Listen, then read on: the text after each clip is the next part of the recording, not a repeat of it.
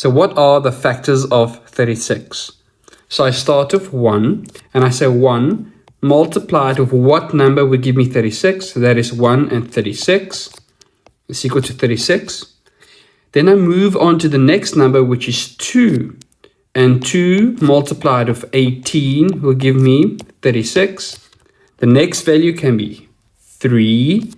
So all I do is I start with 1 and I test all the numbers up until I can't multiply anymore. So 3 multiplied with 12 is equal to 36. Then I ask myself, can 4 go into 36? So 4 multiplied with 9 is equal to 36. But what happens if I test 5? The closest number I can get to is 5 times 7, and that is 35. And if I take the next number by multiplying 5 and 8, then that number is 40. So what we are learning is that 5, 7, and 5 and 8 are not factors of 36. And then the next number after 5 is 6. And 6 multiplied with itself will give me 36. Now what we have noticed is as I have multiplied, I started with 1 all the way up until 6.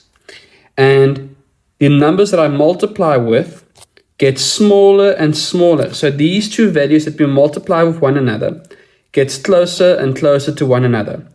And I know that I can stop because I'm multiplying 6 by itself to get to 36. So there are no more values to test between 6 and 6. So the factors of 36 is 1. So remember, we put this in ascending order. 2, 3, 4, 6, 9, 12, 18, and 36.